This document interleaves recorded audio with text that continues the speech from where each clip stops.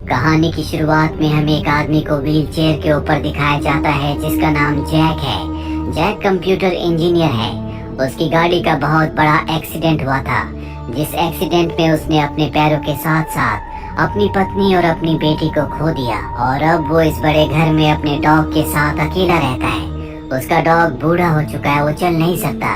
वो डॉक्टर से बात करता है। डॉक्टर उसे साफ साफ कह देता है कि तुम्हारे डॉग की उम्र हो चुकी है, अब इसमें हम तुम्हारी कोई मदद नहीं कर सकते, उस पर कोई दवाई काम नहीं करेगी। उसका डॉग बहुत ज्यादा दर्द में होता है, इसीलिए वो नेट पर सर्च करता है जिसमें उसे मर्सी किलिंग के बारे में पता चलता है। इसके बाद वो बिस्किट्स में कुछ ऐसी दवा मिला देता है जिससे उसका डॉग आराम से इस दुनिया को छोड़कर जा सके।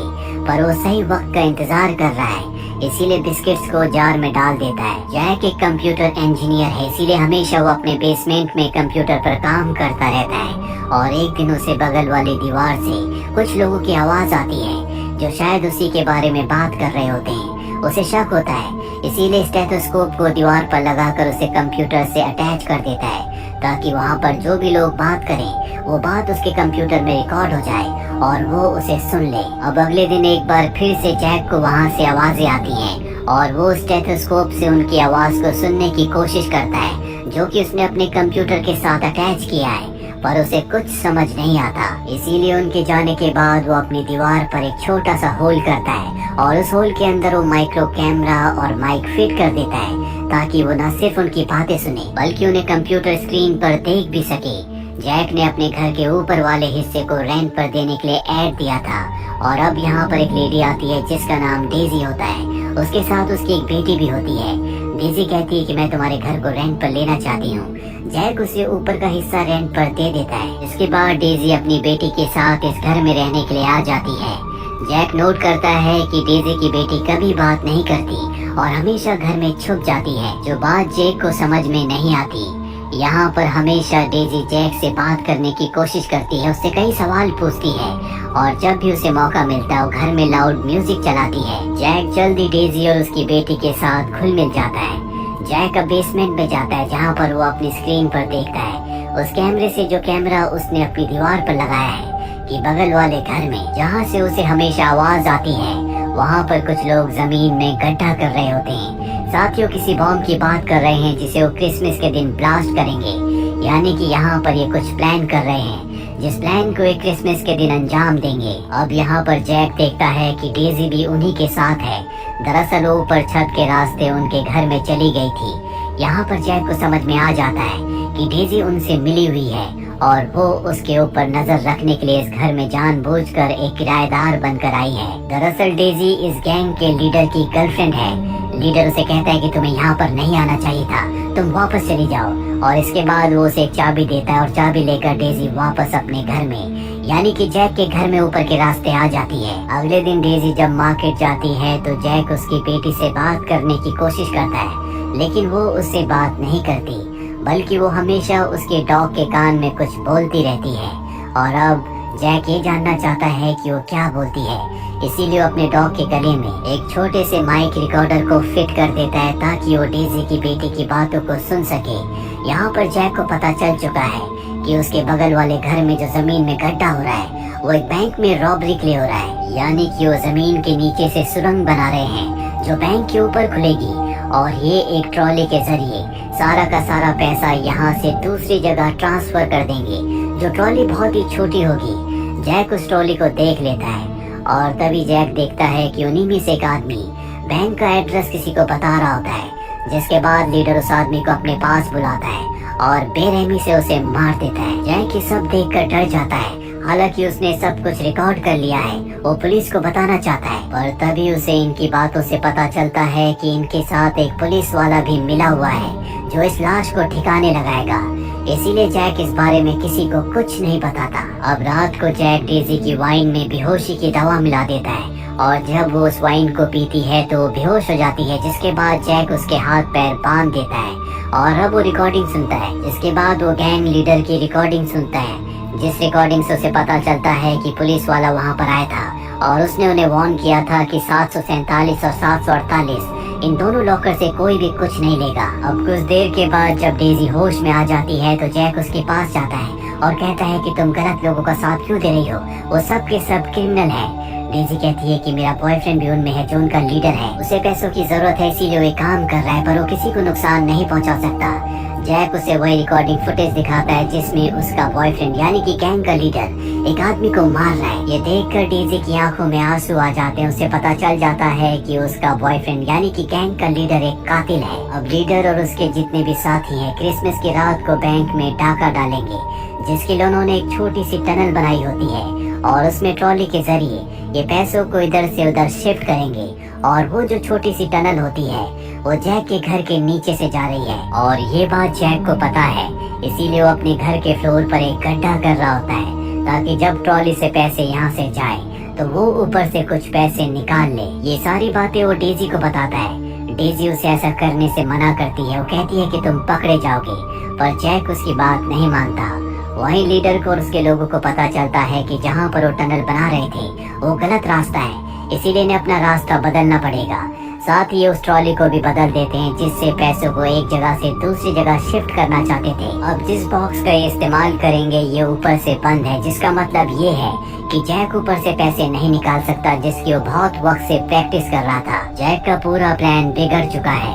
अब रात को चुपके से फर्श के अंदर नीचे टनल में जाता है और पूरी टनल को चेक करता है, जहाँ पर उसे एक पानी का पाइप दिखता है जिसका वो मेजरमेंट लेता है। और तभी वो देखता है कि लीडर और उसका आदमी टनल के अंदर आ रहे हैं, इसीलिए वो छुप जाता है और उनके जाने के बाद बड़ी चालाकी से वापस अपने घर में आ जाता है, जहाँ वो देखता है कि डेजी की बेटी घर पर नहीं है। तभी उसकी नजर मॉनिटर पर जाती है, जिस मॉनिटर से वो रॉबर्ट्स को देखता है। वो देखता है कि डेजी की बेटी उस घर में है, लेकिन इस वक्त वहाँ पर रॉबर्ट्स नहीं होते, इसीलिए डेजी की बेटी वहाँ पर एक आदमी की घड़ी को उठा लेती है और अब रॉबर्ट्स वहाँ पर आ रहे होते हैं। पर इससे पहले कि वो डेजी की बेटी को देखते वो स्टेयर्स के नीचे छुप जाती है। अब वो आदमी जिसकी घड़ी डेजी की बेटी ने ले ली है वो अपनी घड़ी को नीचे ढूंढ रहा होता है, पर इससे पहले कि वो डेजी की बेटी को देखता यहाँ पर वो पुलिस ऑफिसर आ जाता है जो इनका साथ दे रहा है। वो इन सबको एक कागज का टुकड़ा देता है जिस पर उन सभी लॉकर्स के नंबर होते हैं, जिन्हें खोलने के बाद अलार्म बज जाएगा। तुम्हें लॉकर नंबर 155 से कुछ डॉक्यूमेंट्स को लाना है जिनकी मुझे जरूरत है। इसके बाद ये सब के सब यहाँ से चले जाते हैं और अब डेजी की बेटी वापस आ जाती है, जिसमें जैक उसकी मदद करता है। दरअसल वो उसी टनल से नीचे गई थी जिस टनल से खुद जैक नीचे गया था, और अब जैक उससे वो घड़ी ले लेता है जो वहाँ से लेकर आई है। और अब डेजी के फोन पर उसी लीडर का कॉल आता है और उसने अगर इस कॉल को रिसीव नहीं किया तो लीडर समझ जाएगा कि कुछ न कुछ गड़बड़ है। इसीलिए जैक डेजी से कहता है कि तुम्हें मेरी मदद करनी होगी, तुम मुझसे अच्छे से बात करो। वो उसकी मदद करने से मना कर देती है, जिसके बाद जैक उसकी बेटी की उसे रिकॉर्डिंग सुनाता है, जो रिकॉर्डिंग उसने अपने डॉग के गले में रिकॉर्डर लगाकर उसकी बेटी की आवाज को रिकॉर्ड कर लिया था। उसमें उसकी बेटी बता रही होती है कि वो लीडर जो कि डेजी का बॉयफ्रेंड है, उसने 2 साल पहले मुझे बहुत गलत तरीके से छुआ था। जब भी मेरी मॉम आसपास नहीं रहती तो वो मुझे गलत तरह से छूता है, और आज से 2 साल पहले डेजी ने बात करना बंद कर दिया था। इसीलिए हमेशा वो घर में छुप भी जाती है, क्योंकि उसे हमेशा डर लगता है कि कहीं उसकी मॉम का बॉयफ्रेंड घर पर ना आ जाए।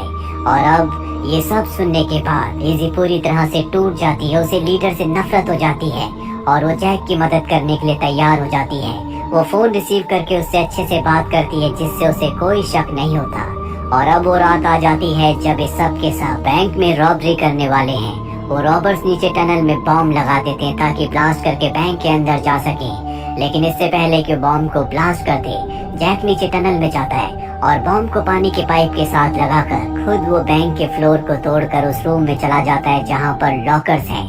वो 747 लॉकर को खोलता है जिसके अंदर पैसे होते हैं, और वहाँ से पैसे निकाल कर वो वापस आ जाता है। जिसके बाद रॉबर्स बॉम्ब को ब्लास्ट करते हैं, जिससे पानी का पाइप टूट जाता है, अंदर पानी आना शुरू हो जाता है। रॉबर्स टनल से होते हुए उस जगह पहुँच जाते हैं जहाँ से वो बैंक के अंदर यानी कि उस रूम में जाएंगे जहाँ पर लॉकर्स हैं। उन्हें बिल्कुल भी शक नहीं होता कि बैंक का जो फ्लोर है वो इनके बॉम्ब से नहीं बल्कि उसे जैक ने तोड़ा है। अब ये लॉकर्स के अंदर से पैसे और जेवरात निकालना शुरू कर देते हैं और उस जगह भेज देते हैं जहाँ पर लीडर अपने भाई और पार्टनर के साथ है।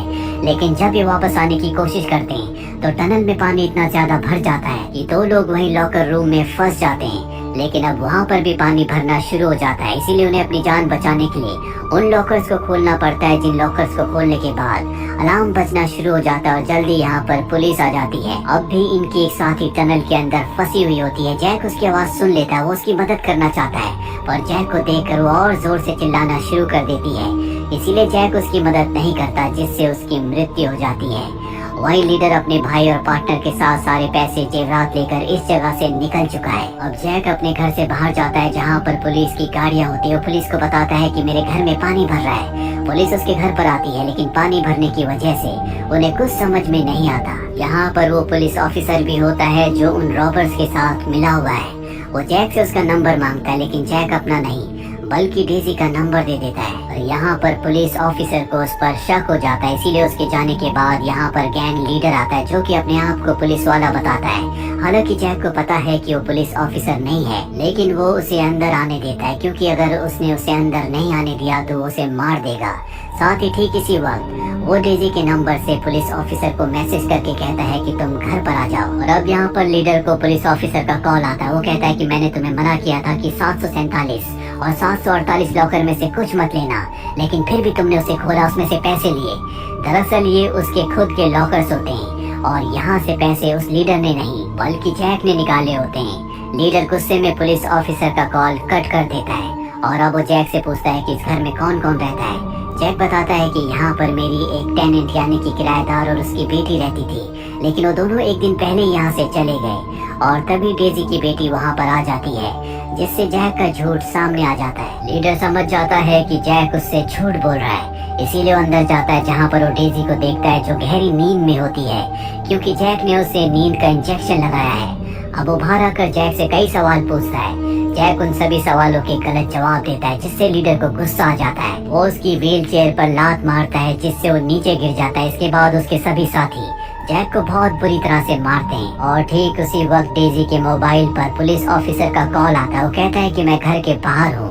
यहाँ पर पुलिस ऑफिसर को लगता है कि ये सब के सब आपस में मिले हुए हैं, जो उसे धोखा दे रहे हैं। दरअसल ये पूरा का पूरा जैक का प्लान होता है, इसीलिए उसने पुलिस ऑफिसर को अपना नहीं बल्कि डेजी का नंबर दिया था। और अब वो उस पुलिस ऑफिसर को घर के अंदर ले आता है, जिसके बाद ये सब उस पुलिस ऑफिसर को बहुत बुरी तरह से मारते हैं। वो कहता है कि ये नंबर मुझे जैक ने दिया था। इसके बाद वो जैक से दोबारा सवाल पूछता है। जैक बताता है कि ये सारा का सारा प्लान तुम्हारे पार्टनर का है, और वो लीडर को उनकी पर्सनल बातें बताता है जो जैक ने अपने हेडफोन से यानी कि उनके कमरे में जो उसने कैमरा और माइक फिट किया था उससे सुनी थी। साथ ही वो ये भी कहता है कि डेजी को बेहोश करने वाला यही है, और अपनी बात को सच साबित करने के लिए वो उसे वो घड़ी देता है जो डेजी की बेटी वहाँ से उठाकर ले आई थी। और अब घड़ी देखने के बाद लीडर को उसकी बात पर विश्वास हो जाता है, और इससे पहले कि वो अपने पार्टनर को मारता, उसका पार्टनर समझ जाता है कि अब उसकी जिंदगी का खात्मा होने वाला है। इसीलिए वो गन निकाल कर लीडर और उसके भाई पर गोलियां चलाना शुरू कर देता है। और इस शूट आउट में लीडर के भाई की और उसके पार्टनर की दोनों की मृत्यु हो जाती है। लीडर अपने भाई की मौत से पूरी तरह से टूट जाता है, और जब वो अपने भाई की बॉडी के पास होता है तभी वहाँ पर डेजी आती है, जो गन उठाकर लीडर को मार देती है। और अब यहाँ पर पुलिस ऑफिसर है, वो कहता है कि मैं तुम्हारी मदद करूँगा। वो इन तीनों की बॉडी को अपनी गाड़ी की डिक्की में रखता है। इसके बाद वो जैक से कहता है कि मुझे पता है कि तुमने लॉकर से पैसे लिए हैं, वो पैसे मुझे लौटा दो।